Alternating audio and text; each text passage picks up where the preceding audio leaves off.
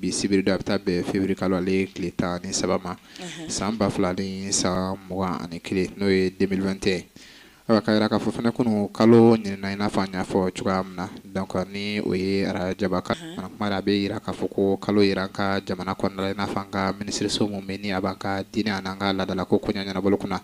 olu kɔni ye communiqué bɔ k'a fɔ ko arajaba kalo yira da a bɛ yira k'a fɔ biri ale tile fɔlɔ ye donc an bɛ dɔ kɛ ni kalo kura mun donna ala ka kuncɛ hɛrɛ la halisa ala ka kɛ hɛrɛ an ka jamana n'an ka jamanadenw bɛɛ lajɛlen ma minnu bɛ Mali kɔnɔ ani minnu bɛ Mali kɔfɛ. Sunkalo Baba Jara de bɛ nɛgɛ kɛrɛfɛ la ka se ka kumakan lase ka fili fiɲɛ fɛ cogoya min na bi sɔgɔmada in na kumaso kɔnɔna la mana kumare tɛnɛ disa a n'aw denkɛ n'a balimakɛ Abdramane Haji Dunbiya anw de bɛ ka se ka kunnafoni bɔ ɲɔgɔn kɔrɔ ka ɲɔgɔn hakili lajigin ka ɲɔgɔn lasɔmi yaasa diɲɛ taabolo ɲuman kalan bɛ se ka ala sɔrɔ cogoya min na anw de bɛ yɛrɛ ka yamaruya kɔnɔna la an b'a dɔn kuran fɛnɛ b'an kɔ dɔɔni bisimila. Ayiwa siga kɔni b'a la k'u y'a fɔ ko kuran bɛ tigɛ bi u y'a fɔ tiɲɛna u ye perepere latigɛ k'a la u t'a dɔn ko dafimuso bɛ yan dɛ aw yɛrɛ ka quartier b'a la kosɛbɛ bi o kelen ma bɛn dɛ u kun k'a bila ka taa mɔsiw ni sinafɔw ni fulaw tun bɛ yɔrɔ min na mais dafimuso u bɛɛ ba bɛ yɔrɔ min na kɔnɔ o ka gɛlɛn bi dɛ o kuma an y'a di masa in ma peut-être u bɛ se ka ɲinɛ an kɔ ni ala sɔnna o tɛ a daminɛra ka ban an ma sinsin o masa kelen tɔgɔ barikama ye masa min y'a bɛɛ ye n'ale tɛ foyi tɛ yen k'a ɲini a fɛ a ka hɛrɛ k'an ye i yɛrɛ dabɔra k'a fɔ ko a bɛna fɔ ko kalo jɔra n y'a ye ka statut la a fisayara donc o la mɔgɔ kana ɲinɛ u yɛrɛ kɔ ni zigiriw bɛ se ka kɛ seliw bɛ kɛ yafama ɲiniw bɛ se ka kɛ minnu tɛ kuma ɲɔgɔn fɛ a y'a ɲini ala jate kama ka kuma ɲɔgɔn fɛ waati in ye kunkurunin dɔrɔn de ye an bɛ fɛn kunna yan an tɛ fɛn min ɲɛ dɔn donc n'an ɲafara ɲɔgɔn ma o dɔ bɛ ala yɛrɛ bɛ hinɛ hali n'a sɔrɔla gɛlɛya bɛ an ɲɛ a bɛ se k'o effacer ka bɔ yen ale ko n'i ye sira min ta a b'i dɛmɛ o kan n'i ye gɛlɛya ta a b'i dɛmɛ o kan n'i ye juguya ta a b'i dɛmɛ o kan i bɛ taa sɔrɔ yen n'i ye nɔgɔya fana ta yen ni buna adamadenw ni ɲɔgɔn cɛ ni sira fana bɛ nɔgɔya de k'i la minnu tɛ kuma ɲɔgɔn fɛ a ye fɛɛrɛ tigɛ a ka kuma ɲɔgɔn fɛ minnu ka kala ka gɛlɛ a ye kala gɛlɛyaba ninnu dabila an ti tɛ se an si tɛ se ala de bɛ se donc o ka se kɔnɔna na an ka lajɛ an ka ɲɔgɔn mago to hun kɔnɔna na an bɛ tantɛra ma fɔ an ka dɔnnibata ale kɔni a bɛɛ bɛ k'ale la a bɛɛ bɛ fɔ ale ma ne y'a dimitɔ ye dɔrɔn tɛmɛ seconde kan n'a ta fɔ kuma dɔ a bɛ tɛmɛ n'a dimina a bɛ tunu de n'a dimina ko 1 point pas de trait a banna ale kɔni a bɛɛ bɛ k'ala a bɛɛ bɛ fɔ a ma walayi Japulɔ tantɛra ma an ka foli b'i ye kosɛbɛ ni kuma gana ka gan a b'a fɔ ko wa tɛnɛ ne ye yan bila n ko musokɔrɔba n k'a to dɔɔnin sa musokɔrɔba b'a fɔ kosɛbɛ kosɛbɛ tiɲɛ yɛrɛ la a dusu bɔ man di a dusu ka ɲi kojugu a bɛ taa bɔgɔti yɔrɔ yɔrɔ o b'a sɔrɔ o dama tɛmɛna ayiwa ala ka an fana kɛ o cogo ye k'an dusu faga c'est dusubaya nafa t'a la le grand DG Amadou Baba Jara ɲɛma belebeleba kunu kunkolo dimi dɔ y'a minɛ ne yɛrɛ siran n'o kelen ye dɛ an bɛ to kalaya ne na ale dun bɛ kule waati bɛɛ lajɛlen na ale téléphone de don Amadu tɛ téléphone bila o don o don téléphone b'a kulo la mɔgɔ bɛ alo la Amadu bɛ alo la mɔgɔ t'a la DG ba b'a la n y'a fɔ a ye ko n'a ka téléphone to yen ala a to kalalen ale mɛlɛkɛ ye mais a y'a bolo b'o la ka t'i da k'i kuru ne ko n ko tiɲɛna n ko nin kelen n ko nin gɛlɛyara donc radio sanfɛ fo dugukɔrɔ Fanta Jara bɛ k'an lamɛn an ka foli bɛ a ye mɔgɔ mɔgɔ b'a la k'an lamɛn auditeur fara auditrice kan an b'u bɛɛ fo nin wagati in kɔnɔna na an ka cɛden minnu bɛ kɛlɛkɛyɔrɔ la an ka foli b'u ye n ko mɔgɔw folen kɔfɛ an bɛ somɔgɔw fana fo yan nɔ donc awɔ kungotaw de gɛlɛman na koyi u bɛ si duguma u bɛ si saw cɛ la u bɛ si bonnew cɛ la u t'a k'u musow to an bɛ fɔlɔ gɛlɛman tigiw de la fɔlɔ minnu bɛ kungo kɔnɔ k'an lakana an b'u fo o tuma minnu fana bɛ so kɔnɔ yan k'an lakana olu ka foli bɛ fɔlɔ ka lakana cogo tɛ kelen ye koyi belebele bɛ yen mankan bɛ yen donc bɛɛ ka foli bɛ yen an bɛ bandaw n'a ka jama fo donc minnu fana bɛ jago kɛ bololabaarakɛlaw n'a fɔra bololabaarakɛlaw a bɛɛ de b'a la donc dɔw b'a fɔ k'olu ye ɲɔsinaw ye ko a bɛɛ ko don fini paselaw a bɛɛ ka foli bɛ ginta soba sanfɛ donc an ka maakɔrɔ minnu bɛ an ka foli b'u fana ye ka hakɛ ɲini bɛɛ fɛ ne den sankura in fana hɛrɛ la an fana bɛ yafa ɲini k'aw bɛɛ fɛ ka tila ka kuma lasegin ma sɔgɔma b'o cogo kelen na tiɲɛna an fana bɛ hakɛto ɲini k'aw de fɛ parce que an kɔni bɛ ka aw kɛrɛfɛ pour que ka leçon de ta chaque fois parce que an ma taa yɔrɔ si fɔlɔ n'an bɛ fɛ k'aw ka expérience ninnu ka dɔɔni dɔɔni faamu a la halisa an filɛ kalo min na sunkalo bɛ labɛn o kɔnɔna de la ka taa a bɛ labɛn tan donc sunjuru bɛ minnu na u ka saraliw ka teliya kosɛbɛ donc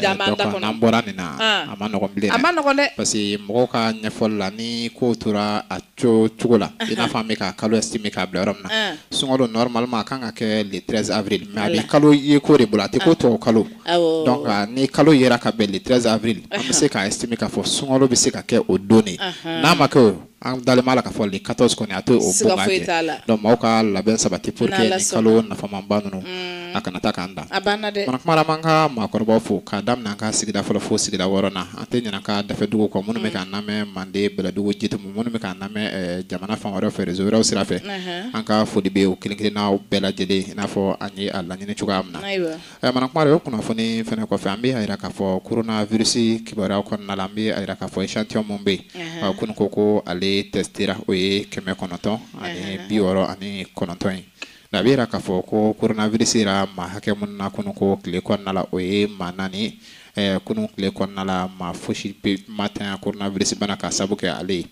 an bɛ a yira k'a fɔ fɛnɛ ko coronavirus maa minnu kɛnɛyara ka bɔ a bana jugu in na kunun o ye maa 40 ani maa 4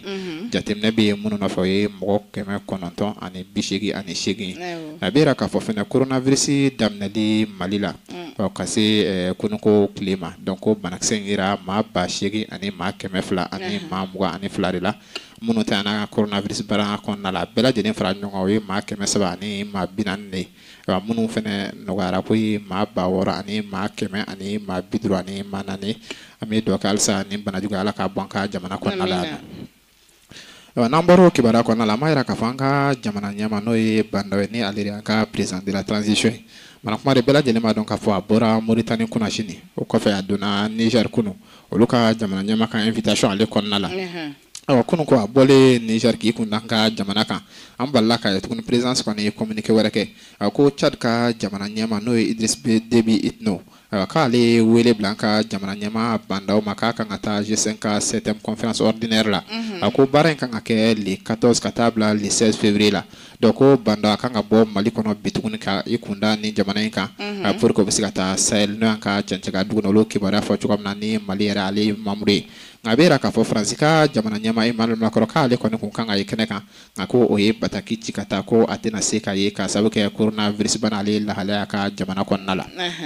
mana kuma an y'a ye k'a fɔ kunnafonidila mun bɛ yen n'a bɛ fɔ a ma ko Abdul Niang ani activiste dɔ bɛ kɛ réseaux sociaux kan u b'a wele ko Sarafo kunun ko olu fana kun welela brigade d'investigation judiciaire fɛ n'an k'a ma ko BIJ n'o ye polisiw ka cakɛda dɔ ye olu ka baara kɔni bɛnnen don ka enquête kɛ k'a lajɛ plainte mun déposer kama n'u bɛ se ka ɲɛ sɔrɔ a ma n'a sɔrɔ i nɔ t'a la i bɛ sigi ka denbaya la wali kelen ni i nɔ b'a la ka se ka fɛɛrɛ kɛ k'i lase procureur dɔ ma cogoya min na journaliste min bɛ n'an k'a ma ko Abdul Niang ani activiste min bɛ n'an k'a ma ko Sarafo k'a yira k'a fɔ Abdul Niang ka ɲɛfɔli la bɔlen BIJ la a kɔni ye k'a daminɛ juma seli waati ka taa fo sufɛ yanfan a y'o bɛɛ kɛ BIJ mɔgɔ kɔni bolo sɛgɛsɛgɛ la ale dafɛlali la a k'a yira k'a fɔ ko Abdul Niang ka ɲɛfɔli la ko Imam Mamadou Diko ale ka denbaya ko olu de plainte kɔni déposer Abdul Niang kama sabula k'a ye dansago kuma dɔ fɔ Imam Mamadou Diko ma mun na o tɛ taa olu ka jimi sira fɛ olu fana ye k'a fɔ n'a ma ɲɛ k'a fɔ jamana ye sariya jamana de ye yanni k'i ka kiiri tigɛ i yɛrɛ i bɛ se k'a wele sariya sira fɛ n'a sɔrɔ a nɔ b'a la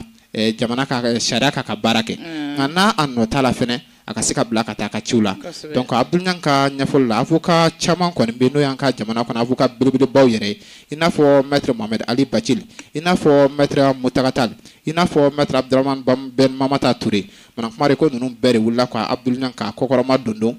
ko parce que ko plainte yɛrɛ convocation ma di a ma k'a taara minɛ de k'a to Yirimajɔ u ka chômage mun bɛ yen k'ale kun taara ka facture ko de ɲɛnabɔli la ni BIJ maa dɔ kɔni taara i yɛrɛ yira la k'a ka carte professionnelle d'a ma ko a ka tugu a kɔ ka taa BIJ la ka sɔrɔ a ma kɛ mankan ye ko a kɔni ye o baara de kɛ nka nin waati na an b'a yira k'a fɔ Abdul Niang ani nin activiste min n'an b'a fɔ ma ko Sarafo mana kuma de an ka kibaruya la o bɛɛ taara u ka denbaya kɔnɔna la donc pour le moment ko tɛnɛ nata a ka ca la k'a fɔ u bɛ taa BIJ la ko kura plainte mun bɛ ni a déposera Imam Mamadou Diko ale ka denbaya fɛ Abdul Niang ka ɲɛfɔli la ka se ka taa a ko ɲɛ tɔ la ye an bɛ dɔw kɛ nin ko tiɲɛ mana kɛ cogoya min na Ala ka tiɲɛ dɛmɛ wa kan ka jamana fɛnɛ k'a ye dɛmɛ ta k'a ɲɛsin maa belebeleba dɔ ma kuma de o dɛmɛ bɛ tali kɛ k'a jira k'a fɔ k'o ye décoration de a kan ka président de la transition n'o ye Bandaw ye ko ale y'a jira k'a fɔ k'a ye maa dɔw kɛ officier de l'ordre national du Mali à titre exceptionnel ko décret mun taara ma kuma de ko a bɛ ta k'a ɲɛsin nin maa ma kɛrɛnkɛrɛnnenya la ko nin maa hakɛ n'o ye maa 7 ye ko olu de sen yera Sumala Sise Ala ma hinɛ la k'a bilali ko la waati min na a bɛ maa jugu bolo ko an ka jamanaden minnu sen yira nin baara na banda y'a yira k'a fɔ k'u ni foli ka kan jamana fɛnɛ kan ka a lakodɔn ye k'a fɔ k'an ka jamana maaba dɔ tun bɛ n'o ye Sumayila Sise n'o y'an ka chef de file de l'opposition ye ko nin maa ninnu kɔni maa 7 ko a yira k'a fɔ ko u bɛɛ lajɛlen kɔni k'u kan ka décorer bandaw kɔni ye décret ta kabi le 9 février ka se ka sɛbɛn kɔni bɔ jamanadenw bɛ se ka dɔn cogoya min na Manakmara an ka kibaruya la an y'a yira k'a fɔ EDMSA ale ye bataki bɔ kununko sɔrɔ k'a yira k'a fɔ an ka sigida caman min bi k'a daminɛ 7h ka taa bila 17h la ko kurantigɛ kɔni k'a bɛ kɛ yen nɔ donc o sigida ninnu de filɛ nin ka taa Badalabugu Est la ni o bɔra la faso kɔni b'a la Mayamugu b'a la Daoudabugu b'a la Sogonikɔ b'a la ani Falajɛ o fan dɔ fɛnɛ bɛ a la donc olu ta ye k'a daminɛ 7h ka taa bila 17h la donc o kurantigɛ kɔni a bɛna kɛ nin yɔrɔ ninnu na a ko ni an bɔra o yɔrɔ fɛnɛ na ko Diogar ko olu ta bɛ daminɛ 8h ka taa bila 14h la o fɛnɛ kɔfɛ ko 8h ka taa bila 13h la a sigida minnu bɛ n'o ye Sanangɔrɔba ani Hotel Plaza ka taa se marché poisson ONAP kɛrɛfɛla la ani Toguna ka yɔrɔ mun bɛ yen yɔrɔ fɛnɛ la ka taa se an ka centre professionnel n'o ye o ye Mohamed Saliya Ture yɔrɔ kura mun da la bololabaarakɛlaw bɛ yen nɔ mana kuma de ko nin waati in na ko kurantigɛ kɔni ka a bɛ na caya nin fanfɛla n'an bɛ don min na i ko bi. An b'a yira k'a fɔ Imam Mamudu Diko kunun ko ale fɛnɛ kumana France 24 la France 24 maaw kɔni ye Imam Mamudu Diko wele ka a ɲininka kabi a ka manifeste kɔni bɔra an m'a kumakan man ka jamana radio so la an m'a y'an ka jabarani ka mun na a bɛ ka manifeste kɔni a ɲɛfɔ nka France 24 maaw kɔni sera ka Imam Mamudu Diko ɲininka ka hakilina la hakilina a bɛ tali kɛ waati damadɔ kɔni kan an bɛna lajɛ hakilina in bɛ sunkalo bolo ale bɛ kumakan ninnu natɛmɛ n'an sera ka minnu yɛlɛma a la an b'a ta question réponse la an b'an se k'a la ni Ala sɔnna ma sunkalo an ka taa Imam Mamudu Diko fan fɛ. Bonjour et bienvenue dans l'entretien sur France 24. Notre invité aujourd'hui est Mahmoud Diko, c'est un imam, mais c'est aussi un acteur politique majeur au Mali. Il a joué un rôle central l'an dernier dans le mouvement de protestation contre le président Ibrahim Boubacar Keïta. Depuis le coup d'État qui s'en est suivi en août 2020, il a pris du retrait, il accepte de reprendre la parole depuis Bamako. Merci d'être avec nous, Monsieur Diko. Merci bien. Alors, il y a quelques jours, après des mois de silence, vous avez publié un manifeste pour la refondation du Mali dans lequel vous expliquez que la situation du pays est périlleuse et vous appelez un nouveau pacte républicain. Je vous cite, alors une question très simple, est-ce que d'après vous, le Mali est au bord du gouffre ? Sunkalo an m'a ye k'a fɔ ɲininkali fɔlɔ la a ye mun kɛ Imam Mamudu Diko la mana kuma la kɔni ye a tanu fɔlɔ donc k'a da a ye baara mun kɛ Mali kɔnɔna la a ye o signalé ni a bɛ tali kɛ IBK ka fanga waati kɔnɔna la donc k'a fɔ ko Imam Mamudu Diko jɔyɔrɔ bonyana kosɛbɛ IBK ka fanga binni na donc ko bɛɛ y'a ye k'a fɔ k'a ye manifeste dɔ bɔ ko manifeste in kɔnɔna la ale fɛ ka ɲininkali mun kɛ Imam Mamudu Diko la yalama a ka nin manifeste in kɔnɔna la a bɛ fɛ k'a yira k'a fɔ an ka jamana a bɛ ka taa sira mun fɛ parce que Imam Mamudu Diko k'a mɛnna makoni na a tɛ ka kuma donc jamana bɛ ka taa sira min fɛ yalama an bɛ ka bi gɛlɛya wɛrɛw de kɔnɔna la an ma sigi ni mun ye wa ko Imam Mamudu Diko ka manifeste in kɔnɔna la fana a bɛ k'a ɲini jamanaden bɛɛ lajɛlen ka fara ɲɔgɔn kan ale bɛ fɛ ka ɲininkali kɛrɛnkɛrɛnnen mun kɛ Imam Mamudu Diko la yalama Mali bɛ ka taa sira mun fɛ est ce que kan tɛ ka taa bi dingɛ dɔ kɔnɔna la sunkalo an ka Imam Mamudu Diko ka jaabi lamɛn. Dans une situation qui n'est pas tellement souhaitable, même si on n'est pas dans le gouffre. Je pense aujourd'hui que pour quelqu'un qui est un observateur avisé, nous devons vraiment faire en sorte que la situation ne puisse pas perdurer de la même manière. On peut vraiment relever les défis qui sont devant le peuple malien. Dans peu de temps, peut-être que la communauté internationale va nous demander d'aller à des élections. Nous allons à des élections pendant que le tissu social est complètement abîmé et que les forces politiques sont dispersées. Je pense réellement que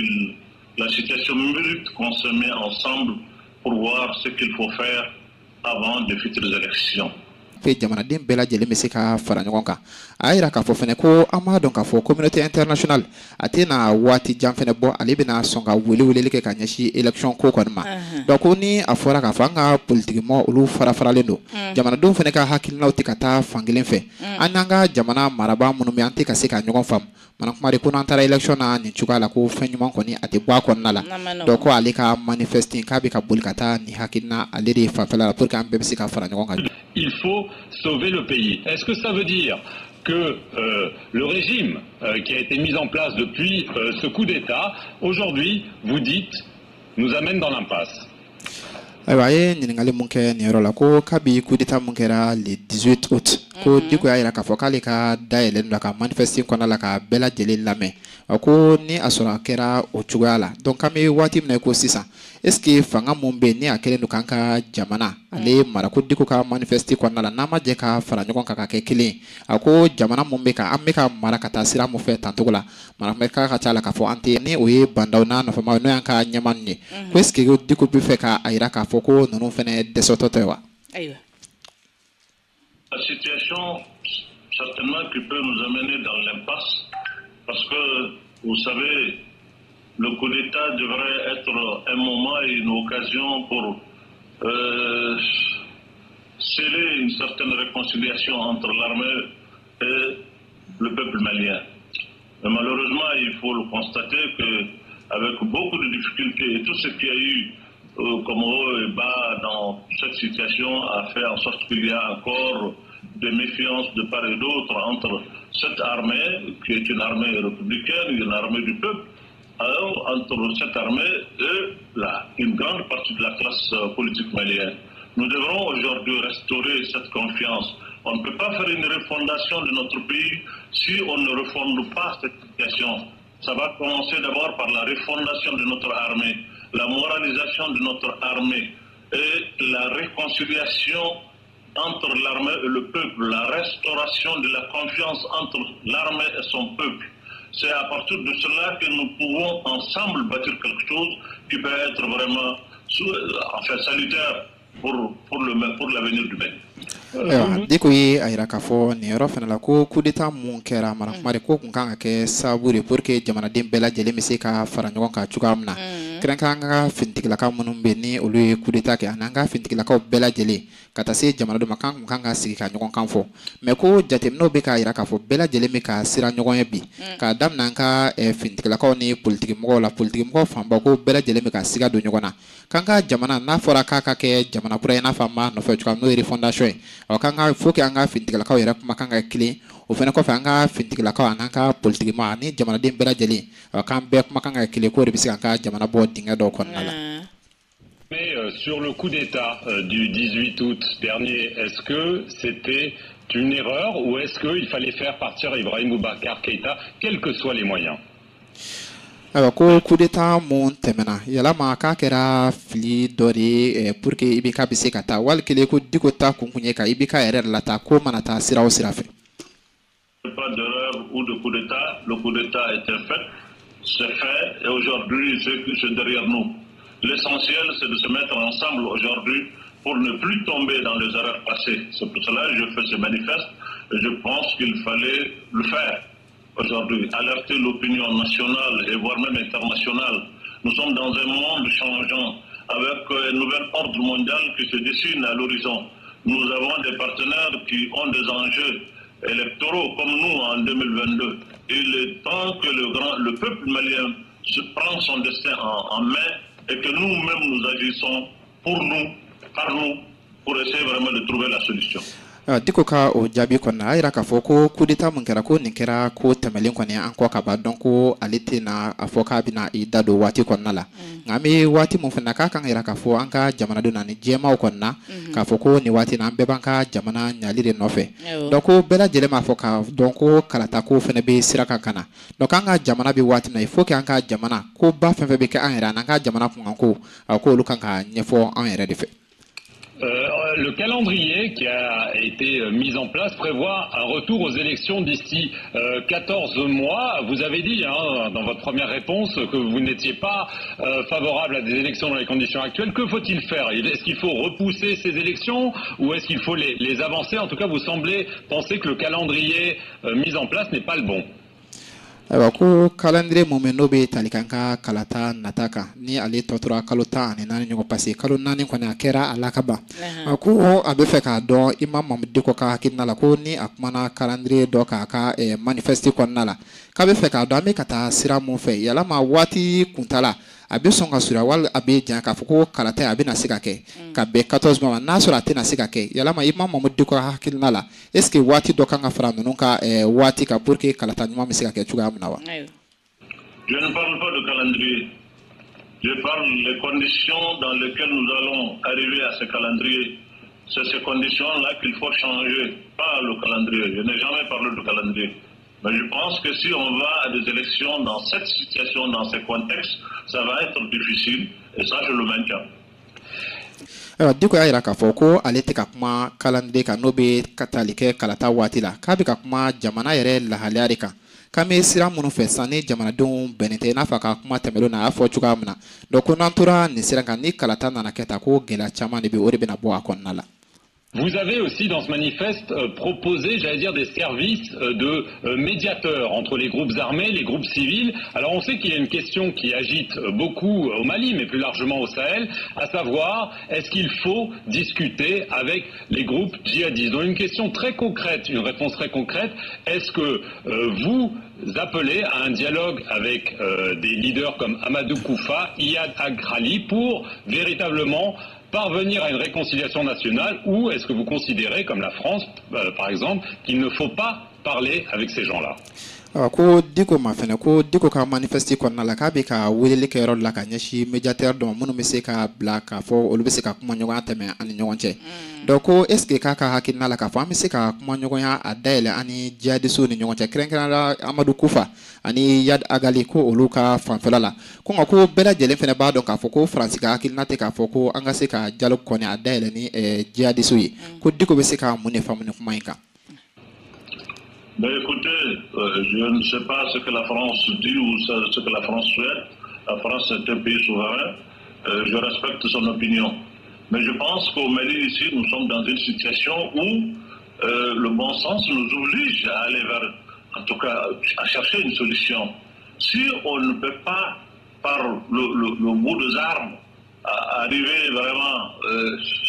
à bout de ces gens-là, ceux qui nous aident aujourd'hui sont dans l'impasse. Mais qu'est-ce qu'il faut faire? On n'arrive pas à les vaincre militairement, on ne parle pas avec eux, on ne discute pas avec eux. Alors comment on peut accepter d'installer le pays dans une guerre infinie? Mais le bon sens ne peut pas accepter ça. C'est pour cela qu'il faut quand même à un moment donné que le peuple se mette ensemble pour dire mais qu'est-ce qu'on veut? Vous ne pouvez pas nous demander de ne pas parler avec des gens. Militairement, on n'arrive pas à bout de ces gens-là. Ceux qui nous aident n'y arrivent pas. Et vous ne voulez pas qu'on parle avec eux. Ça veut dire qu'on va rester dans une guerre infinie. Un peuple avec tous les défis qui nous assaillent, avec tous les problèmes que le Mali a aujourd'hui. Si on doit s'installer dans une guerre infinie, alors là, c'est la République qui est en péril. Est-ce que vous proposez Dicko ka jaabi la o yɔrɔ la a kɔni bɛ a jira k'a fɔ ko cɛ ye hakilina fɔ n'o ye France 24 journaliste Faransi ka hakilina ka précisément k'a jira k'a fɔ an kana se ka dialogue dɔ dayɛlɛ ni jihadistes ye Dicko a jira k'a fɔ ko Faransi ka hakilina k'a bɛ a bonya ko wa ko Faransi fana ye jamana ye a ka bonya bɛ jamana mun kan kosɛbɛ donc ko nin waati in kɔnɔ k'ale bɛ se ka mun kɛ o jaabi kɔni ko an ni mɔgɔ minnu bɛ ɲɔgɔn na a bɛ san caman bɔ marifa tɛ ka se ka kɛlɛ in ban. Parce que waati caman halisa ko marifa ko bɛ sen na nka kɛlɛ tɛ ka se ka ban ko est ce que ko ni an tora tantɔ mana kuma de k'an bɛna to kɛlɛ badabada la kɛlɛ mun tɛna ban nka ko ni jamanadenw yɛrɛ fara ɲɔgɔn kan k'a jira k'a fɔ ko kumakan de kan ka tɛmɛ an ni ninnu cɛ donc k'ale tɛ se k'a faamu abada jamana dɔ k'a fɔ ko an kana se ka kumakan dayɛlɛ ni olu ye donc o de ye a ka hakilina ye a bɛ se ka mun kɛ jaabi ye ka ɲɛsin o ma. Un intermédiaire entre le pouvoir malien et Amadou Koufa et Iyad Agrali. Est-ce que vous avez même peut-être déjà pris des contacts en ce sens? Ko yalama ko Dicko ye sira dɔ dayɛlɛ pour que ani Amadou Koufa ninnu bɛ se ka don contact la an ka jamana ka sirafɛla la ni o ye intermédiaire ye ko yalama ko o sira dɔ bilalen don sen kan k'a b'a kalama wa? Pourquoi vous parlez seulement d'Iyad et d'Amadou Koufa? Les acteurs sont nombreux. Le problème entre les différentes communautés sont là, qui nous assaillent. Moi, ça me préoccupe plus que toute autre chose. Des gens qui ont vécu ensemble pendant des millénaires, des siècles, aujourd'hui qui s'entretuent, c'est vraiment l'avenir même de la nation qui est en péril quand les communautés composantes de cette nation aujourd'hui s'entretuent. Il faut trouver une solution. Il faut parler avec eux au moins, ces acteurs qui sont sur le terrain. Et je pense réellement que ce n'est pas au-dessus de nos moyens. Est-ce que vous voulez le faire, vous? Ko diko ka jabila yɔrɔ la ko mun de la ko ninnu ka kumakan bɛ ka ɲɛsin Amadu Kufa ale ni Yada Gali dɔrɔn ma ko gɛlɛya caman bɛ Mali kɔnɔna la i n'a fɔ k'a yira k'a fɔ an ka sigidadenw yɛrɛ damaw bɛ ka se ɲɔgɔn ma an ka jamana fan dɔ fɛ ko mɔgɔ dɔw fana jɛra a bɛ san bayirika caman bɔ o sigilen don ɲɔgɔn kan ko mais ko bi gɛlɛya caman wulilen don olu fana ni ɲɔgɔn cɛ donc ko nin bɛɛ lajɛlen kɔfɛ ko halisa ko Yadi ni Amadu Kufa de ko bɛ ka fɔ nin na donc ko ale ka jateminɛ tɛ o ye ale fɛ k'a dɔn gɛlɛya bɛ maliden fɛn fɛn ni ɲɔgɔn cɛ donc dialogue ka se ka dayɛlɛ pour que an bɛ se ka bɔ ni sira ɲuman ye bɛɛ lajɛlen ka lafiya bɛ se ka bɔ mun na cogoya mun na. Mais moi, je ne suis qu'un individu, ce n'est pas moi, c'est le peuple malien qui décidera de qui doit faire quoi. Mais il faut qu'on se mette ensemble au moins pour définir ça. Est-ce que vous avez un agenda caché? Est-ce que vous êtes imam? Vous êtes un acteur politique de poids? Est-ce que vous avez des ambitions politiques? Évidemment, la question revient. Je vois que vous souriez, mais c'est une vraie question. Ayiwa yira k'a fɔ ko est-ce que ko dogolen dɔ bɛ imam Mamudu Diko bolo ni dɔw k'a ma ko agenda cassé précisément mana kuma de dɔw y'a yira k'a fɔ ko Diko ko politique ko bɛ a ka hakilina la waati nata la donc ko Diko bɛ se ka jaabi jumɛn ta k'a di o la. Ben écoutez, cette affaire d'agenda caché, c'est ça qui hante tout le monde. Je n'ai pas d'agenda caché, je le dis, je n'ai pas d'ambition personnelle qui est là, je ne suis pas quelqu'un de partisan. Non, ce qui me préoccupe aujourd'hui, c'est le sort de mon peuple, de mon pays. De ce millier de personnes qui vivent la misère noire, qui sont dans des situations difficiles de précarité qu'on ne peut pas expliquer aujourd'hui. Ils n'ont pas l'eau potable, ils n'ont pas la santé, ils n'ont pas l'éducation. Il y a des milliers de villages aujourd'hui qui n'ont pas d'école, qui n'ont pas de centre de santé, qui n'ont pas d'eau potable. Mais quel agenda cherche-t-on quand on a un peuple comme ça et on n'arrive pas vraiment à trouver une solution? Quel est l'agenda que moi je vais cacher? Pourquoi cacher un agenda si je l'ai? Je suis un citoyen libre de ce pays. Si j'ai un agenda, je n'ai pas besoin de le cacher. Diko ka jaabi kɛra mun ye ka ɲɛsin o ɲininkali kɔni ma a y'a yira k'a fɔ ko ko dɔgɔlen dɔ bɛ ale bolo mana kuma de ko dogolen t'a bolo ale ka jɔrɔnako tɛ dɔwɛrɛ Mali bɛ ka taa sira min fɛ ko nin ye jɔrɔnako de bɛɛ lajɛlen b'a dɔn k'a fɔ ko ji ɲuman sɔrɔ kɔni ko kɛra gɛlɛya ka jamana fan dɔ fɛ école tɛ fan dɔ fɛnɛ fɛ mana kuma de ko lakanabaliya fɛnɛ sabatili lakanabaliya a ko bɛ jamana fan dɔ fɛ donc ko maa jumɛn bɛ se ka i to ka jamana ye nin sira fɛ donc k'ale bɛ ka jɔrɔ ni jamanadenw yɛrɛ ka taasira n'an ka jamana bɛ kan kun da sira mun kan donc ko ale tɛ se k'a fɔ k'a bɛna jamana to nin cogoya la ko k'a fɔ k'a bɛ ko dɔ dogolen t'a bolo mun bɛ taa politique ko ale ŋaniya fɛ n'o k'a ma ko agenda caché donc o de kama ko a b'a yir'u la k'a fɔ ni fɛn dɔ bɛ ko a ŋaniya b'ale Mamudu Diko kɔnɔ k'a ma se k'a fɔ k'ale k'a dogo mɔgɔ la k'a b'a bɔ bɛɛ lajɛlen k'a ye. IBK, l'ancien président, vous l'aviez soutenu, puis vous l'avez critiqué, et peu avant sa chute, il vous a accusé de vouloir, je le cite, instaurer par la force une république islamique au Mali. On vous sait proche de l'Arabie saoudite, donc une question très simple, vous parlez de manifeste républicain, est-ce que vous êtes en faveur d'un État laïque au Mali? Est-ce que vous pouvez clarifier votre position à ce sujet? Ko IBK ko Diko de IBK dɛmɛ waati tɛmɛnen na pour que IBK bɛ se ka na ka jamana ɲɛmɔgɔya la cogoya min na ko fɛnɛ kɔfɛ ko Diko kelen de bɔra ka IBK kɔni ka a lagosi donc ko bɛɛ lajɛlen b'a dɔn k'a fɔ ko nin waati in fɛn na ko Diko ni Arabi Saoudite ka surun ɲɔgɔn na ko est-ce que ko kumakan mun tun bɛ n'a bɛ ka bɔ IBK ka waati k'a fɔ Diko bɛ sɔn ka a ka laɲini na ka Mali kɛ État islamique n'o ye silamɛ jamana ye wali kelen Mali ka to bɛɛ lajɛlen ka jamana sira fɛ n'o ye pays laïque diinɛ bɛɛ ka se ka kɛ yan nɔ ko Diko bɛ se ka jaabi jumɛn di nin ko in na. Pourquoi vous voulez me singulier tout le temps? Moi, je fais partie d'un ensemble qui est le Mali. C'est le peuple malien qui décidera de ce qu'il veut. Ce n'est pas l'imam Diko qui va imposer. J'ai beaucoup de respect pour mon grand frère, l'imam, l'ancien président Ibrahim Boubacar Keïta, que j'estime beaucoup, que j'aime bien. Il a dit ce qu'il a dit, c'est sa pensée, je respecte sa pensée, c'est un droit pour lui de critiquer ou de penser ce qu'il veut. Mais je crois qu'il me connaît mieux que beaucoup de gens. Si j'avais cet agenda, je n'étais pas obligé, moi, de transformer les mosquées en QG pour lui et l'élire, lui qui n'a pas de projet de société islamique. Mais maintenant, il est libre de penser ou de dire ce qu'il veut. Mais je veux tout simplement vous dire, être proche de l'Arabie Saoudite ne veut pas dire qu'il faut transformer le Mali pour en faire autre chose que les Maliens eux-mêmes ne décident pas. Non, moi j'ai beaucoup de respect pour ce peuple malien. C'est un grand peuple, c'est une grande nation. Je sais qu'aujourd'hui nous sommes dans des difficultés, mais nous avons les ressources vraiment pour pouvoir arriver à bout de ça. Et j'ai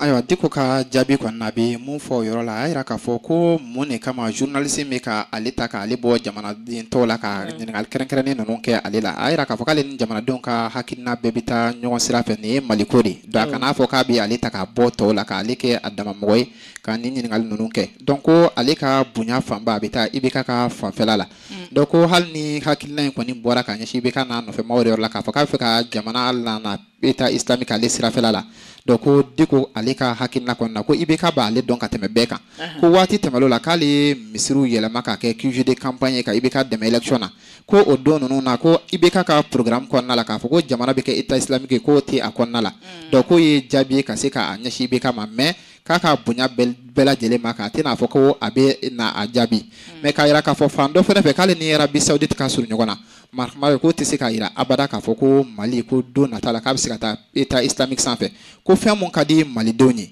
donc o de bɛ k'an ka jamana k'an bɛɛ de bɛ sigi ka fɔ ninnu kɛ donc k'ale kelen tɛ se ka foyi laɲini jamana ye i n'a fɔ u bɛ ka bisigili mun kɛ ka ɲɛsin ale ma. à le dire tout le temps que si on interroge le génie malien, il nous sortira certainement la solution pour trouver la voie. Dernière question, Monsieur Diko. Exactement, qu'est-ce que vous préconisez de façon très concrète? On sait que vous préconisez un dialogue, mais bon, ça ce sont des mots, mais des actes. Qu'est-ce que vous préconisez dans les semaines, dans les mois à venir? Ko fɛn jumɛn labɛnnen don Diko bolo waati nata la ko si ka fɔ a bɛ se ka kɛ o ye wali kelen a tɛ se ka kɛ o ye ko Diko ka jaabi bɛ se ka kɛ jumɛn la ka bɛn o semaine nataw ma. Mais les actes que je préconise, je ne peux pas les concrétiser seul. C'est avec le peuple malien et c'est ensemble que nous allons le faire. Si j'ai des idées, je les partage avec le peuple malien et c'est au peuple malien d'apprécier ce qu'on doit faire de ces idées, Inch'Allah. Diko y'a yira k'a fɔ ko nin waati in kɔnɔna ni fɛn labɛnnen ma ale bolo k'a ka d'a ye k'a fɔ ko a ka kɛ a kɛcogo la k'ale kelen tɛ se k'a kɛ ale ni jamanadenw de bɛ se ka jɛ k'a kɛ ɲɔgɔn fɛ donc kama ko ni a bɛna fɛn minnu labɛn k'a tɛna dogo mɔgɔ si la ni jamanadenw bɛ jɛ k'a kɛ ɲɔgɔn fɛ o de tun y'a ka hakilina ye. Imam Diko, merci beaucoup d'avoir... awa sɔngɔlɔ an b'i yɛrɛ fɛnɛ fo kosɛbɛ Manakumara an kɔni y'a essayer ka dɔ tɔmɔ nin na ka se ka ɲɛfɔ hali ni an yɛrɛ b'a dɔn k'a fɔ a bɛɛ lajɛlen tilelen tɛ i n'a fɔ an tun bɛ ka laɲini cogoya min na ni fili minnu donna a ɲɛfɔli la donc an bɛ o hakɛto fɛnɛ ɲini lamɛnbaaw fɛ waati nata la wala donc mɔgɔ tɔ minnu fana b'a faamuya bɛɛ b'i ka hakilinata t'a kɔnɔ kosɛbɛ an b'i fo kosɛbɛ caman faamuya na ni Ala sɔnn'a ma. Manakumari n'an bɔra Imam Mamadu Diko ka o kunnafoni fanfɛla la an b'a yira k'a fɔ k'i masina ale kɔnɔna la k'an ka finitigilakaw ko a yira k'a fɔ terroriste kɔni taara attaque kɛ yen nɔ kunun ko 23h waati donc ko terroriste minnu kɔni don ko marifa girimanw yɛrɛ de tun b'u bolo k'u taara an ka finitigilakaw kɔni ye u disi da u disi la ko ka u gɛn ka bɔ dugu la nka pour le moment k'a fɔ ko bilan dɔ kɔni bɔra a la an ma o jaabi ninnu nasɔrɔ fɔlɔ an b'a yira k'a fɔ conseil national de la société civile kunun ko k'olu fana ye kunnafonidila wele ka ɲɛfɔli kɛ jamana a bɛ ka taa sira mun fɛ Manakumari ko olu ye a yira k'a fɔ ko u ye engagement dɔw jateminɛ ani recommandation dɔw fana bɛ u bolo k'a fɔ an ka jamana bɛ ka taa sira mun fɛ k'u tɛ se ka sigi k'a lajɛ u ye a daminɛ fɔlɔ k'a yira k'a fɔ ko jɛkulu min bɛ n'an k'a ma ko CNSP n'a cira ka bɔ yen n'o ye Surasiw ka jɛkulu n'o ye coup d'état kɛ IBK la kabi le 18 août 2020 ko nin waati in kɔnɔna ko o jɛkulu k'u kɛlen ka coup d'état kɛ k'u ye jamanaden bɛɛ lajɛlen wele k'an ka se ka sigi ka kuma nka tiɲɛ yɛrɛ la Manakumari ko kumakan mun tɛmɛna u ni jamanadenw ni ɲɔgɔn cɛ ani an bɛ waati min na ko san Manakumari k'a ka jan ɲɔgɔn na ko jɛgɛjala ni baji y'u ka hakilina fɔlɔ ye k'a yira k'a fɔ ko jamana tɛ ka taa i n'a fɔ kumakan minnu layidu taara u ni ɲɔgɔn cɛ ko fan filanan fana fɛ ko transition k'a bɛ ka taa sira mun fɛ ko jamanaden bɛɛ lajɛlen da donnen tɛ a la i n'a fɔ misaliya suruma olu yɛrɛ conseil national de la société civile jɛkulu minnu bɛ yen k'olu ka jɛkulu kɔni dabɔra ka jamana fanga ka baaraw jateminɛ a nɔfɛ pour que jamanadenw bɛ se ka lafiya sɔrɔ la ko bɛɛ lajɛlen m'a dɔn fana k'a fɔ CEDEAO ani communauté internationale o fana ye o laɲini ka sigi k'a fɔ minnu bɛ kɛ ko o kumakan ninnu ko olu ka se ka sira lasɔrɔ cogoya min na Manakumari ko o fana tɛ a cogoya la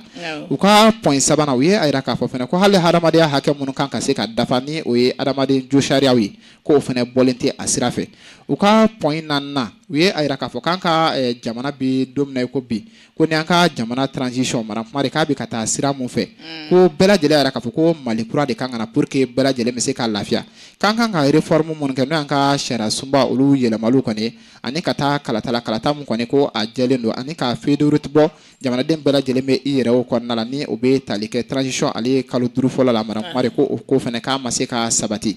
donc u y'a yira k'a fɔ ko jɛkulu min fana sigira ko CNT a ko jamanaden bɛɛ lajɛlen tɛ i yɛrɛ o kɔnɔna la sabula ko décret dɔ de kɔni kun taara décret mun na a yirala k'a fɔ k'a taara le 9 novembre mana kuma ko ka CNT décret kɔni bɔ maa minnu kan ka don a kɔnɔna la ko kumakan minnu bɔra o sira fɛ ko fɛnɛ ma bɔ an ka jamana ɲɛmɔgɔ i n'a fɔ u ye a fɔ cogoya min na donc fɛnɛ y'o k'u ka hakilina dɔ ye donc ko CNT mun bɛ yen ko a ka ci ka tila k'a lakurakura i n'a fɔ décret y'a fɔ cogoya min na o y'u ka laɲini fɛnɛ ka ɲɛsin an ka jamana ɲɛmɔgɔ ma u y'a yira k'a fɔ fɛnɛ ko lakana sabatilen tɛ jamana kɔnɔ i n'a fɔ an bɛ a nɔfɛ cogoya min na an ka jamana fantan ani naani bɛɛ lajɛlen fɛ a ko accord d'Alger mun fɛnɛ bɛ ko a fɔra ko k'a lawaleya wali kelen k'a kɔnɔna kɔni k'a jateminɛ jamanadenw fɛ mana kuma de ko gɛlɛya caman bɛ nin baara in fɛnɛ la o kɛra u ka hakilinaw ye u kɔni hakilina wɛrɛ di pour que jamana a bɛ se ka taa sira ɲuman fɛ cogoya min na ninnu de kun ye Mali kunnafoni ye.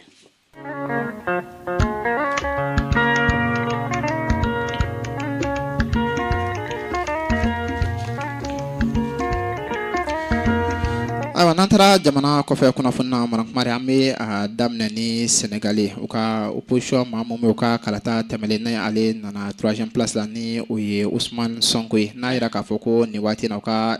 jamana kɔnɔna la ko sariya dɔw kɔni tigilama wulilen don ale nɔfɛ k'a yɛrɛ ye député pour que a bɛ se ka lajɛ ni député ya briefing kɔni ka a bɛ se ka bɔ a kan u bɛ ka o ko kɔni a la sabati parce que ko k'a bɛ sika mun kɛra a la k'a fɔ ko an balaka dɔw kɔni bɛ u y'a yira k'a fɔ ko a binna ale ka salon de massage dɔw kɔni kɔnɔna la donc halisa ka nɔfɛmaw kɔni bɛ ka yira k'a fɔ ko nin Macky Sall a n'a nɔfɛmaw de ka politique pour que ka se ka cɛba la nɔgɔ cogoya min na nka yira k'a fɔ ko an balimamuso mun yɛrɛ bɛ ni a y'a yira k'a fɔ ko a binna ale ka mana kuma de ko a balimakɛ dɔ bɔra ka kuma ko y'a yira k'a fɔ ko nin ye politique ko kɛlɛ de k'ale balimamuso mun bɛ n'a ko u ka nin politique mɔgɔ Ousmane Sonko k'a binna ale kan k'u ye nafolo kasabi mun di a ma mana kuma de k'a bɛ miliyɔn caman de bɔ pour que k'a bɛ se ka nkalon da u ka nin cɛba in na cogoya min na ale kɔni ye o k'a ka hakilina ye donc fo jugu galon de ka da cɛ in na pour que ko bɛ se ka a ta kaso la cogoya min na pour que politique mɔgɔ tɔw bɛ fɛɛrɛ u ka ko ma n'o ye majorité présidentielle mɔgɔ ye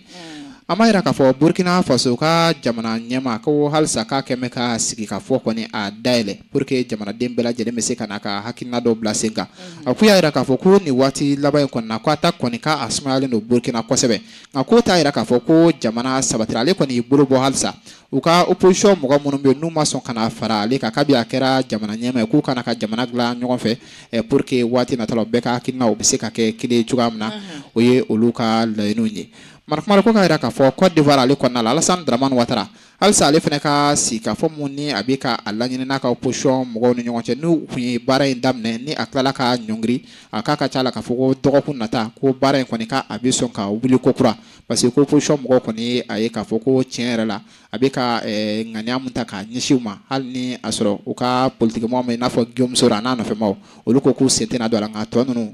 n'a ma kɛ Gbagbo ka parti donc nin waati na olu kɔni y'a yira k'a fɔ k'u bɛna taa sigi ka fɔ la ni Alassane Dramane Ouattara ye pour que ko ninnu bɛɛ lajɛlen bɛ se ka sabati cogoya min na an b'a kuncɛ nin yɔrɔ min ye o ye k'a yira k'a fɔ États-Unis Donald Trump halisa k'a ka décision ko kuma mun tun bɛ yen ni a b'u ka sariya maaw ka bolo ka mana kuma de k'u bɛ fɛ ka ko in kɔni a lateliya nka k'u taara binni mun kɛ Capitole kan ni o y'u ka bulonba kɔni ni Donald Trump maaw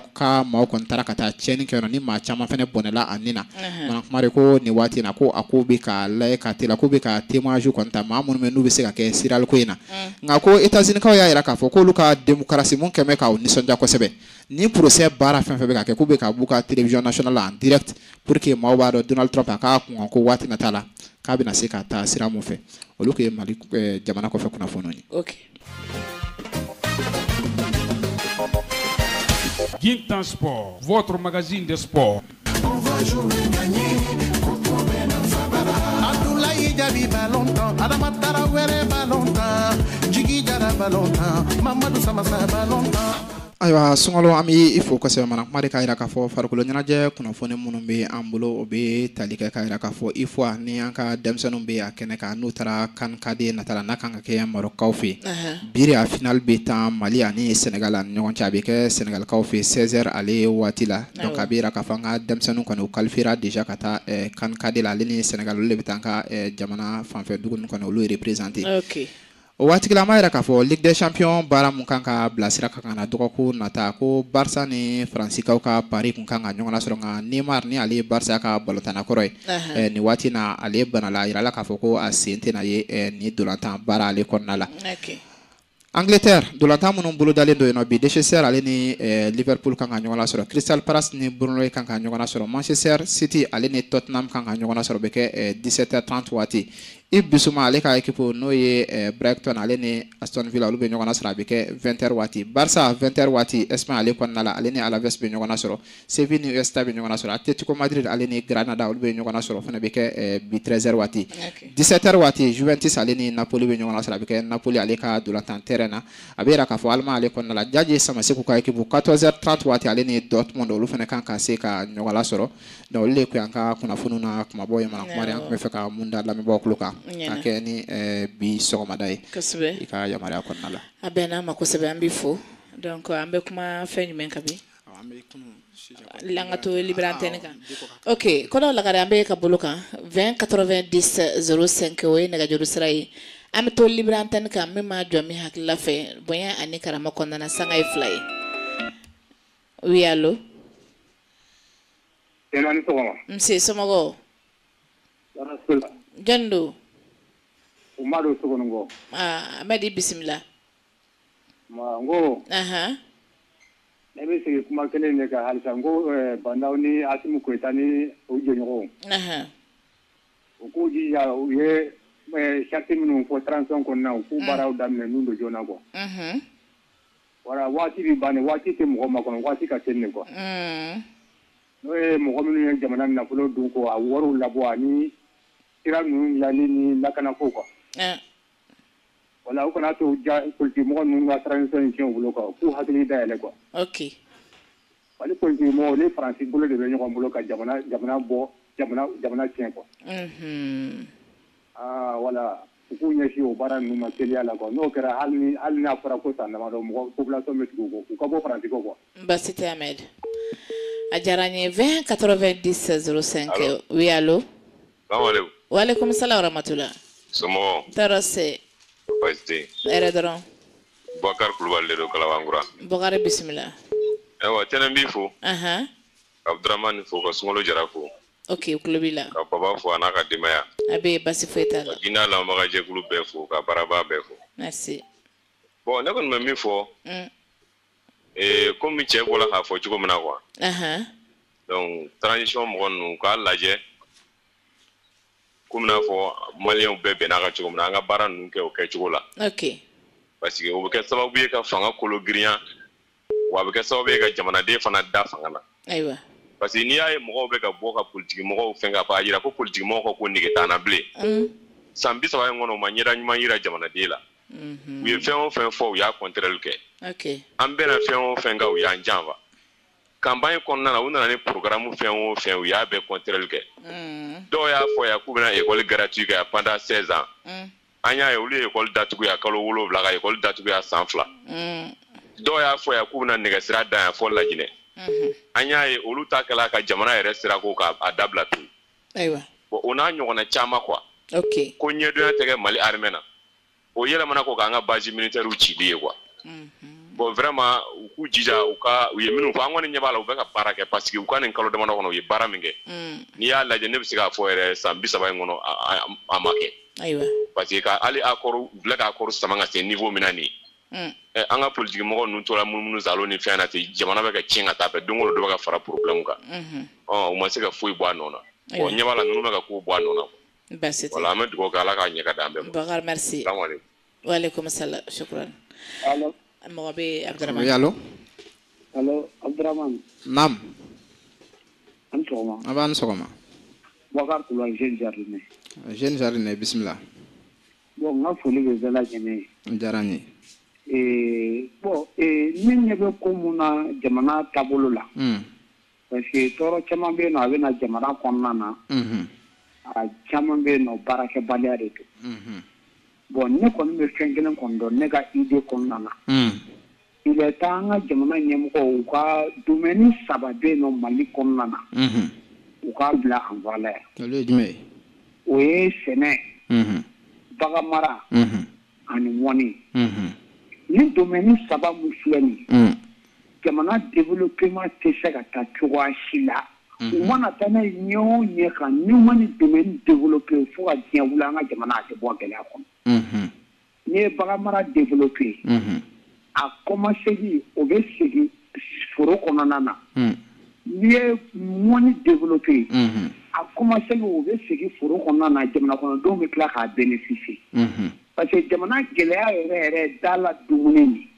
ni structure saba n'i y'a la développer jamana da la dumuni a bɛ yiriwa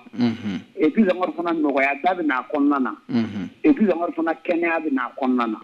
mun de b'a to o tɛna ni idée ye idée mun bɛ se ka na ni baara in lasankɔrɔta ka jeunes galvaniser ka taa a hukumu kɔnɔna na parce que n'i ye sɛnɛ ta ka lajɛ surtout kɛrɛnkɛrɛnya nakɔ sɛnɛ bi produit étranger mun bɛ ta ka na don an ka jamana kɔnɔ k'an ka produit basculer yan nɔ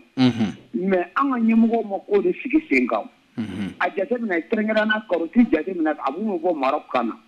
wagati dɔ bɛ k'an ka jamana kɔnɔ karɔti bɛ ɲɛ cogoya bɛɛ la bon o moment kɔnɔna na est ce que n'an ka jamana ɲɛmɔgɔ ye hakilina dɔ sigi sen kan karɔti mun ye exporté ka bɔ jamana kɔfɛ nin wagati in na karɔti bɛ ɲɛ an ye kɔnɔ bila ka tila ka chambre froide dɔ dilan k'a bila jamana kɔnɔna na ko a ye baara kɛ n'a nana cogoya o cogoya la anw b'a san an b'a mara chambre froide kɔnɔ wagati min ka gɛlɛn an b'a ta ka bɔ k'a di jamana kɔnɔdenw ma ni nin idéw sigira sen kan a bɛ kɛ sababu ye jeunes caman bɛ baara sɔrɔ a bɛ kɛ sababu ye mɔgɔ minnu bɛ baara in hukumu kɔnɔ u bɛ courage sɔrɔ u ka baara la jamana bɛ développer ni Ala sɔnna an bɛ dan nin yɔrɔ la merci bien 20 80 10 05 allô ça va Rostana Traoré a tulo b'i la baasi tɛ Musa bisimila bɛɛ lajɛlen tulo b'i la Dunia a fɔ jeune jardinier ko ale bɛ ka nin min fɔ nin ye nin bɛɛ ye fɛn dɔnni ye mais est ce que u sera ka cikɛla yɛrɛ garanti u ka se ka taa ka foro sɛnɛ fɔlɔ wa ayiwa ni ma se ka jamanaden yɛrɛ lakana u ka se ka taa ka foro sɛnɛ e bɛ se ka mun dilan o ye bilen bon mais Dunia min ye dabala ban i ko sɔgɔma na ko société civile k'olu ka mɔgɔw ye réunion kɛ ko CNT ala société civile mɔgɔw k'a lajɛ sa jamana bɛɛ ka ci aw ɲɛmɛ ko CNT o fana olu kɛra parti politique ye dɛ o y'u ka hakilina da bɛɛ kan mais olu ka priorité de tun kan ka kɛ kabini bi tɛ olu de tun kan ka bɔ kɛnɛma kabi bi tɛ k'a fɔ jamanadenw ma sécuriser sɔrɔdasiw a ye fɛɛrɛ kɛ u ka sécuriser sinon buru sɔngɔ yɛlɛla e ye société civile ko mɛn kan yan ayiwa c'est-à-dire que société civile tɛ politique mɔgɔ ye o société civile jamanadenw ka gɛlɛya bɛɛ cogo min na k'a ta ka na da kɛnɛ kan kosɛbɛ mais aw tɛna jamana ka problème da kɛnɛ kan jamanadenw ka problème da kɛnɛ kan dɛ fo parti politique ka problème société civile ka problème tɛ nin ye o u ka problème fɔlɔ de tun ye sécurité min ka kɛ u ka problème fɔlɔ tun ye an ka jamana nafolo min tiɲɛna o ka bɔ u ka problème de tun ye an buru sɔngɔ yɛlɛla cogo min na ce n'est pas normal problème minnu bɛ jamana kɔnɔ a t'a ɲɛ ci u ma fo a bɛ taa yɛlɛ c'est-à-dire ala ka hɛrɛ d'a ma ala ka hɛrɛ d'a ma amina Traoré 20 80 10 05 allô ani jɔ ka jɔ sabati k'a banba karamɔgɔ ka bama ka kan sɔrɔ ka daminɛ ni Ala tala tɔgɔ ye ka taga ɲini Ala fɛ ka bɔ sitanɛ dangatɔ ma amina rabi ka ɲina fɛ ka ɲɛma kɛ Rasuli n'a ka so bi sanu amin ka sababu ɲuman fɔ k'aw yɛrɛ fo diyara n ye bon tiɲɛna ne bɛ fɛ ka ɲininkali caman dɔ fila ɲɔgɔn na kɛ ka laban kɛ n kɔrɔ Musa ka kuma ɲɛ sisan ɲininkali fɔlɔ komi question kɛra babala o don ko baba yɛrɛ tɛ an nka an bɛ fɛ ka ɲɔgɔn ɲininka ko politique mɔgɔ ye jɛni ye de bon baba ko maa min ye parti créé k'o de ye politique mɔgɔ ye quoi bon ne kɔni hakili la sisan cɛ kumana Diko fɛ a ko a ma de ko homme de politique ko politique mɔgɔ de a ye politique de fɔ a ye donc ne hakili la maa maa bi jamana jɔli ko kan n'i bɛ ka kuma bɛrɛbɛrɛli sira kan e bɛ k'a fɔ dɔ ma ko politique mɔgɔ e yɛrɛ ye dɔ ye o an kana ɲɔgɔn nɛgɛ dɛ cɛ o cɛ n'i bi terrain kan k'e bɛ kuma e bɛ fɛ ka fɛn bila sirali dɔ fɔ walima e bɛ VT e bɛ maa dɔ hakilila ta nɔfɛ o fana ye politique mɔgɔ dɔ ye dɛ parti t'i bolo ɲɔna ye politique mɔgɔ ye politique kɔrɔ ye di de parti yɛrɛ kɔrɔ de n ko fan de don fan i kɛra fan parti kɔrɔ ye ko taa fan de e bɛ fan dɔ la o ye politique de ne hakili la o ye ɲininkali kelen ye ɲininkali filanan ne hakili la ni ɲɔgɔnna ko ba minnu filɛ i n'a fɔ Diko ɲininkali filɛ i b'a sɔrɔ bɛɛ bɛ nin t'a sɛbɛ la nin bɛ lamɛn quoi Diko yɛrɛ fana b'a sɛbɛ don nin fɔli fana ma quoi mais mun de la an ka RTM tɛ se ka taa ni ɲɔgɔnna kɛ walima mun na Diko tɛ se ka nin kuma ɲɔgɔnna fɔ RTM na de bɛɛ k'a mɛn tiɲɛna an man ko kuma o la RTM journaliste nin bɛɛ journaliste aw n'a ka diplôme baden bɛ yan télé bi a bɛ diɲɛ bɛɛ sɔrɔ radio bi a bɛ diɲɛ bɛɛ sɔrɔ ni jamana ko don k'a jɔra jamanadenw kama n'a kɛra ni gɛlɛya bɛ yen munna a tɛ se ka Diko ɲininka na munna Diko yɛrɛ fana tɛ se ka nin dɛmɛ kuma ɲɔgɔnna fɔ n'a bɛ fɛ ka jamanadenw ka hakilila fɔ munna a tɛ se k'o fɔ Mali FM na. Ba t'i n'a cɛ kɔ t'i n'a cɛ hali ni ba bɛ pɔn de bɛ ni ba kan i t'i yɛlɛ baji kan i t'i don kɔ kɔnɔ. A ye n'a fɔ FM na walima FM munna t'a fɛ a ɲininka. Ɲɛ kɔnɔna fili ko ye. A sabanan. Jeune Jardin i n'a fɔ n kɔrɔ Musa y'a fɔ sisan. Ayiwa. Hali Diko ɲininkali ba in kɛra sa France m'a da maga an ka kɔlɔnkɔnɔna lajɛ kalo 5 kalo 6 fantanw dɛsɛbaatɔw sɛnɛkɛlaw marifa t'u bolo hali muru t'u bolo hali tɛ se ka muru dilan olu ka dugu minɛnen d'u la k'u faga ka sɛnɛ dabila ka tasuma bila ɲɔ la k'a bila malo la ka muso faga mɔgɔ bɛ k'u ka dukɔnɔ jiri de tigɛ k'a kɛ dɔgɔ ye ka tasuma mɛnɛ mɔgɔ bɛ n'i jɔ ko ninnu sera ka min kɛ ko maa ma se k'o kɛ ne t'a dɔn mɔgɔ bɛ analyse sugu min kɛ quoi ka Mali dugukolo ɲɔnɔ an kɔrɔ yan ka mɔgɔw ka dugu minɛ u tɛ se ka foyi kɛ sugu jɔ tɛ foyi tɛ France bɛ se ka Diko ɲininka nin bɛɛ la k'o bɛɛ fɔ k'o fa an ma maga o kuma la ko baara ka ɲi ninnu bolo k'an ka taa baara ka ɲi ninnu bolo n'a ka ɲi u bolo an ka taa ayiwa an ma kɛlɛ kɛ nin kama o an ma IBK kɛlɛ nin kama n'a sɔrɔ nin yɛrɛ bɛ ka tile la bilahi Bamakɔ ka bɛɛ tun bɛ sa mais a bɛna fɔ de ko ɲɔgɔn bɛɛ minɛna yɔrɔ min nin kalo 6 kalo 8 u tun bɛ kule kare kɔnɔ ka kule wɔɔrɔ fa bɛɛ ko nin kɛra n'o kɛra bi an bɛna tugu nkalon kɔ o la mun na walima an bɛ tiɲɛ bila o la mun na ko mɔgɔ dɔ bɛ na ko an mɔgɔ bin ka bɛɛ la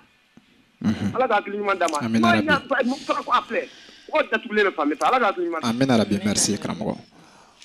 voilà sɔngɔli waati koronna d'accord waati koronna ayiwa donc communiqué min bɛ ne bolo an bɛ daminɛ n'o ye fɔlɔ n'o ye Sunnefa transport